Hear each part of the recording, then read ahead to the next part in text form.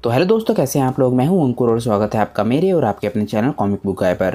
दोस्तों, आज के वीडियो में हम ड्रैगन बॉल काकुमी की स्टोरी को कंटिन्यू करने जा रहे हैं और आज हम देखेंगे कि ड्रैगन बॉल काकुमी में वेजिटा की स्टोरी कैसे आगे बढ़ती है।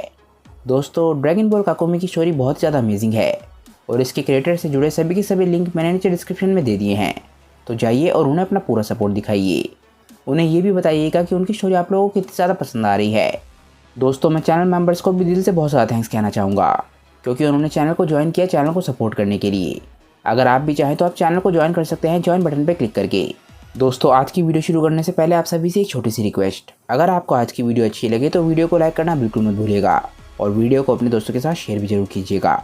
जिन लोगों ने अभी तक चैनल को सब्सक्राइब नहीं किया है वो चैनल को सब्सक्राइब कर लें क्योंकि चैनल पर लगातार वीडियोज़ आती हैं और मैं आपके एंटरटेनमेंट के लिए लगातार यहाँ पर वीडियोज़ लेकर आता रहता हूँ। तो चलिए दोस्तों, बिना देरी करे अपने वीडियो पर आते हैं। हम समय में करीब 1 महीने पीछे आते हैं और हम हिट को देखते हैं। हिट किसी से लड़ने के लिए तैयार खड़ा होता है और ये होता है फ्रॉस्ट। फ्रॉस्ट भी हिट से लड़ने के लिए पूरी तरीके से तैयार खड़ा होता है। हिट को फ्रॉस्ट पे बहुत ज़्यादा गुस्सा आ रहा होता है क्योंकि फ्रॉस्ट बार बार उसका काम रोक रहा था। फ्रॉस्ट खुद को हिट से ज़्यादा बेहतर समझने लग गया था, इसीलिए हिट उसे मजा सिखाना चाहता है। हिट और फ्रॉस्ट की बॉडी में से प्रेशर लगातार बढ़ रहा होता है क्योंकि वो दोनों अपनी ताकत को जुटा रहे होते हैं। दोनों में से पहले जो भी अटैक करेगा उसके जीतने के चांस बहुत ज़्यादा हैं क्योंकि दोनों की ताकत का लेवल इतना ज़्यादा है कि सिर्फ एक ही अटैक लड़ाई का फैसला कर सकता है। हम देखते हैं कि हिट अपना हाथ अटैक करने के लिए तैयार करता है। इस अटैक से हिट सिर्फ एक ही झटके में फ्रॉस्ट को ख़त्म कर सकता है। हिट अपनी जगह पर ही खड़ा रहता है और एक एयर पंच फ्रॉस्ट को मारता है। हम देखते हैं कि फ्रॉस्ट को विश्वास नहीं हो रहा होता कि उसके साथ क्या हुआ। सिर्फ एक एयर पंच से फ्रॉस्ट की हालत ख़राब हो जाती है। हम देखते हैं कि ये पंच उसकी छाती में घुस गया होता है और ये सिर्फ एक एयर पंच था। फ्रॉस्ट के मुँह से खून निकलने लग जाता है। इसके बाद हम हिट को देखते हैं जो कि अपनी ही जगह पर खड़ा होता है और उसके चारों तरफ देखकर ऐसा लग रहा होता है कि शायद उसने समय को रोका हुआ था फ्रॉस्ट पे अटैक करने से पहले। फ्रॉस्ट की हालत बिल्कुल ख़राब हो चुकी होती है। वो बोलता है कि पर कैसे, उसने ऐसा कैसे किया, आखिर वो मेरे साथ ऐसा कैसे कर सकता है। मुझे ऐसा महसूस हो रहा है कि उसने मेरे दिल को अपने हाथों में जकड़ा हुआ हो। ऐसा लग रहा है कि वो अपने हाथों से मेरे दिल को कुचल रहा हो और मेरी बॉडी को पूरी तरीके से चेन से बांध रखा हो ताकि मैं अपनी जगह से हिल ना सकूँ। तभी फ्रॉस्ट एकदम से हिम्मत जुटाने लग जाता है। वो बोलता है, नहीं, मैं हार नहीं सकता, मुझे ये सब कुछ झेलना होगा। हिट के अटैक के बाद प्रेशर की वजह से फ्रॉस्ट थोड़ा सा पीछे की तरफ धकेल दिया जाता है, पर तभी हम देखते हैं कि उसके चेहरे पर एक ईवल स्माइल होती है। हिट के अटैक से इतनी बुरी तरीके से घायल होने के बावजूद भी फ्रॉस्ट हंस रहा होता है और ये चीज़ हिट भी नोटिस करता है। फ्रॉस्ट एकदम से पागलों की तरह हंसने लग जाता है और उसके मुँह से अभी भी खून निकल रहा होता है। वो बोलता है कि ये मामला तो काफ़ी ज़्यादा क्लोज था और अब मुझे अपना काउंटर अटैक करना होगा। फ्रॉस्ट के चेहरे पर एक पागलपन वाला एक्सप्रेशन होता है और वो बोलता है कि मैं जानता हूँ कि मुझे उसे कहाँ हिट करना है ताकि उसे बहुत ज़्यादा दर्द हो। एकदम से फ्रॉस्ट हिट के सामने से गायब हो जाता है और एकदम से उसके पीछे पहुँच जाता है, पर हिट फ्रॉस्ट को बहुत ही आराम से ट्रैक कर लेता है और उसे ज़रा सी भी दिक्कत नहीं आती। फ्रॉस्ट एकदम से हिट के पीछे आकर बोलता है, हिट, लगता है मैं तुम्हारे बारे में गलत था। तुम्हें अपनी ज़िंदगी से नफरत नहीं है बल्कि इसका ठीक उल्टा है। तुम्हें अपनी ज़िंदगी से प्यार है क्योंकि तुम्हारी ज़िंदगी कमाल की है। तुम्हें अपने ओपोनेंट्स को बहुत ही बुरी तरीके से घायल करके और मार के बहुत ही ज़्यादा मज़ा आता है। हिट फ्रॉस्ट की बातों को सुन रहा होता है पर कुछ भी नहीं बोलता। एकदम से फ्रॉस्ट हंसता है और एक बहुत ही ज़बरदस्त अटैक हिट पर करता है। अचानक से ही हम देखते हैं कि फ्रॉस्ट एकदम से हिट के सामने आ गया होता है। वो सिर्फ एक इल्यूजन था। हम देखते हैं कि फ्रॉस्ट का अटैक हिट की छाती के आर पार हो गया होता है। फ्रॉस्ट को लगता है कि वो जीत गया, इसलिए वो स्माइल करता है। वो बोलता है कि मैंने ये अटैक तुम्हारे दिल पर किया था, पर यह अटैक ज़्यादा खास नहीं है। ये अटैक मैंने सिर्फ अपने आप को बचाने के लिए किया है। तभी एकदम से फ्रॉस्ट हिट के चेहरे पर ध्यान देता है। हिट के एक्सप्रेशन ज़रा से भी नहीं बदले होते और ये चीज़ देख के फ्रॉस्ट एकदम से डर जाता है। वो बोलता है, क्या यहाँ पर क्या चल रहा है। हम देखते हैं कि वहाँ पर एक नहीं बल्कि कई सारे हिट हैं जो कि चारों तरफ खड़े हुए हैं। फ्रॉस्ट अपने चारों तरफ इतने सारे हिट को देख के विश्वास नहीं कर पा रहा होता। वो बोलता है, ये क्या है, क्या ये सारे तुम्हारे क्लोन्स हैं। हिट बोलता है, नहीं, हम सब एक हैं। एकदम से हिट एक बहुत ही ताकतवर अटैक बनाता है। वो अपने हाथ से एक तरीके की एनर्जी स्वॉर्ड बनाता है।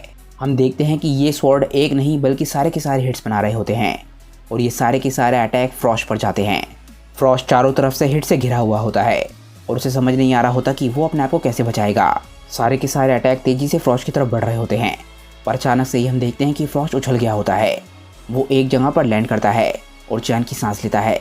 वो बोलता है कि ये तो काफ़ी ज़्यादा क्लोज हो सकता था, पर तभी हम फ्रॉस्ट के पीछे कुछ देखते हैं और उस चीज़ में से खून निकल रहा होता है। और एकदम से फ्रॉस्ट को महसूस होता है। फ्रॉस्ट को विश्वास नहीं हो रहा होता कि उसके साथ ये क्या हुआ। उसका एक पैर कट चुका है और ये हुआ है हिट के अटैक की वजह से। फ्रॉस्ट का कटा हुआ पैर बहुत दूर पड़ा होता है और उसमें से ही खून निकला था। आखिरकार शायद फ्रॉस्ट को समझ आने लग गया है कि हिट और उसके बीच में ताकत का गैप कितना बड़ा है। फ्रॉस्ट की आंखें एकदम से बेजान होने लग जाती हैं। वो बोलता है कि आखिर ये मेरे साथ क्या हो रहा है, और हम देखते हैं कि एकदम से उसकी आंखें बंद होने लग जाती हैं और हिट उसी की तरफ बढ़ रहा होता है और अचानक से ही उसकी आंखें पूरी तरीके से बंद हो जाती हैं। इस लड़ाई के बाद करीब 1 महीना बीत चुका होता है और हम आखिरकार फिर से प्लैनेट सैडाला पर आ जाते हैं। हम देखते हैं कि वेजिटा अपने बेस फॉर्म में एक सैयन से लड़ रहा होता है। वेजिटा इस सैयन को बताता है कि तुम अटैक करते वक्त बहुत ही बड़े मूवमेंट्स करते हो, जिसकी वजह से तुम्हारी मूवमेंट काफ़ी ज़्यादा स्लो हो जाती है और तुम्हारी बॉडी में काफ़ी ज़्यादा ओपनिंग्स होती हैं, इसीलिए तुम्हारा ओपोनेंट तुम्हारे पर अटैक कर पाता है। इस पर काम करो। अगले ही पल हम देखते हैं कि वेजिटा इस सैयन को मजा चखाने के लिए इसके कमर पे बहुत ही ज़बरदस्त किक मारता है और ये सैयन ज़मीन पे बैठ जाता है। इसके मुंह से खून निकलने लग जाता है। ये सैयन दर्द से करहा रहा होता है और वेजिटा बोलता है कि तुम्हें सीखना होगा कि इन दोनों चीज़ों में क्या डिफरेंस है। एक चीज़ होती है बिना सोचे ही अटैक कर देना, जिससे तुम्हारी बॉडी में काफ़ी ज़्यादा ओपनिंग्स रह जाती हैं, और दूसरा होता है तुम्हारी बॉडी में जानबूझकर ओपनिंग छोड़ना ताकि तुम्हारा ओपोनेंट उस पर अटैक करने की कोशिश करे और तुम उस पर अटैक कर पाओ। हम देखते हैं कि वेजिटा एक नहीं काफ़ी सारे सैयन्स के साथ लड़ रहा था और वेजिटा इन सबको एक साथ ट्रेन कर रहा है। वेजिटा बोलता है कि चलो एक छोटा सा ब्रेक लेते हैं, हम लोग 10 मिनट में फिर मिलेंगे। सभी सैयन्स वेजिटा से हार चुके होते हैं और ज़मीन पर पड़े हुए होते हैं।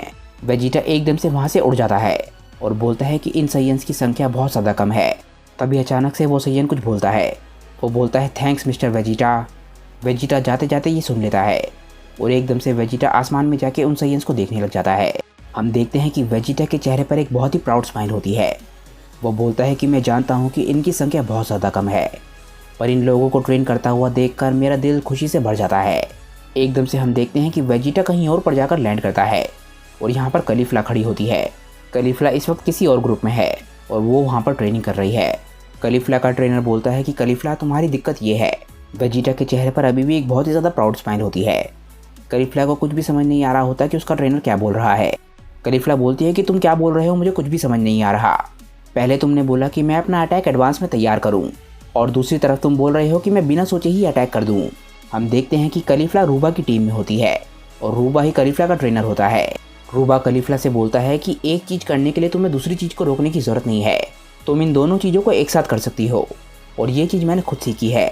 अगर तुम बिना सोचे अटैक करते हो तो तुम्हारे जीतने के चांसेस बहुत ज़्यादा कम हो जाते हैं। मैंने ये चीज़ कई बार खुद में नोटिस करी है। तुम चाहे जितना मर्जी हार्ड ट्राई कर लो, पर अगर तुम एक्शन लिए बिना कुछ करने की कोशिश करोगे तो वो फेल ही होगा। इसीलिए मैं अटैक करते वक्त प्लान बी के बारे में सोचता हूँ और उससे पहले इस बारे में कभी भी नहीं सोचता। इसीलिए मैं ये कहना चाह रहा हूँ कि तुम्हें खुद को फंसाना होगा ताकि तुम अपनी बाउंड्रीज़ को डिस्ट्रॉय कर सको और अपनी नई फाउंडेशन को क्रिएट कर सको, वो भी दोनों एक साथ। वेजिटा रूबा की ट्रेनिंग को देख के बहुत ज़्यादा खुश होता है और सोचता है कि ये दोनों एक दूसरे को कॉम्प्लीमेंट कर रहे हैं, यानी कि वेजिटा एक तरीके से ये कह रहा है कि रूबा कलीफ्ला के लिए एक बहुत ही अच्छा ट्रेनर है। तभी एकदम से रूबा वेजिटा को देख लेता है और बोलता है वेजिटा तुम यहाँ पर आ गए। वेजिटा एकदम से स्माइल करता है और बोलता है कि तुम मिस्टर लगाना भूल गए। कुछ ही सेकंड्स में वेजिटा वहाँ से चला जाता है और रूबा बोलता है कि तुम बस इसके सपने देखो। हम देखते हैं कि कलीफ्ला किसी सैयन के साथ ट्रेनिंग कर रही होती है और बोलती है कि आ जाओ, तुम चाहे जो भी हो, तुम बहुत ज़्यादा सफ़र करने वाले हो क्योंकि मेरे पास एक प्लान बी भी है। इसके बाद वेजिटा दूसरे ट्रेनिंग ग्राउंड पर जाकर लैंड करता है और हम देखते हैं कि यहाँ पर ब्रोली और केल भी है और इन दोनों की ट्रेनर फेनेल होती है। फेनेल बोलती है ब्रोली तुम्हें अपने अंदर की एनर्जी को एक्सेप्ट करना होगा, तुम उसे दबाना बंद करो और उसे एक्सेप्ट करके कंट्रोल करने की कोशिश करो।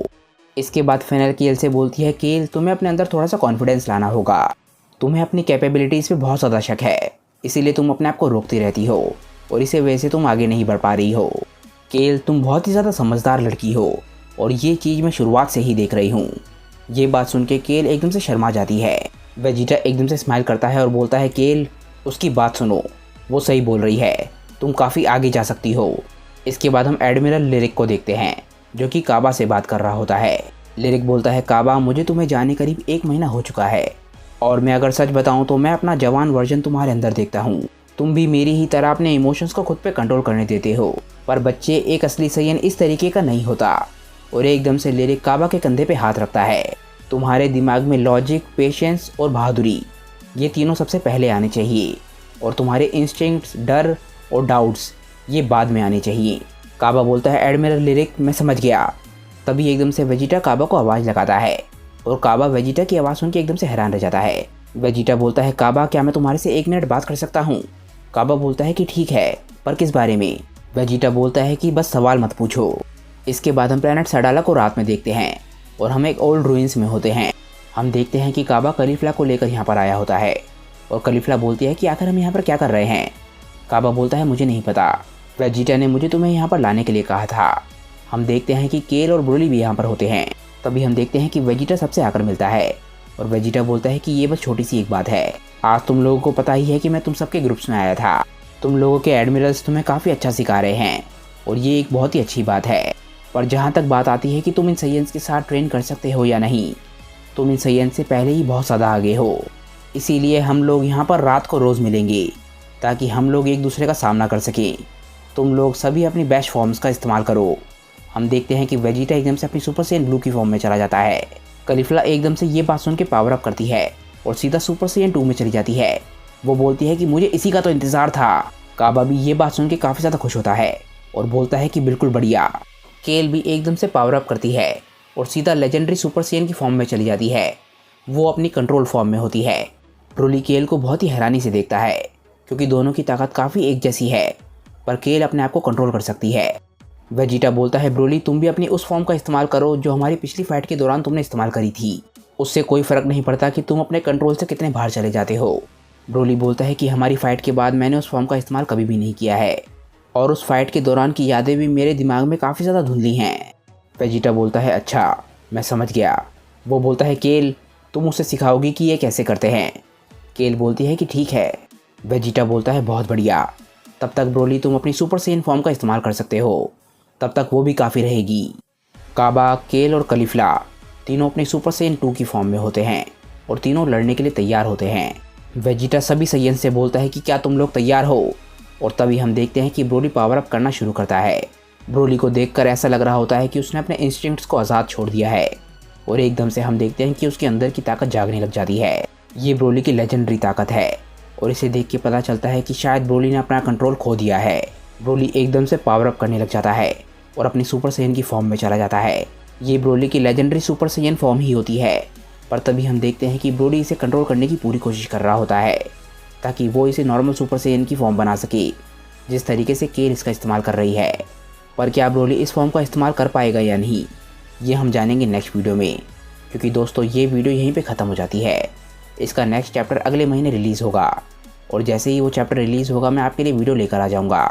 दोस्तों आज की ये वीडियो यहीं पे ख़त्म हो जाती है।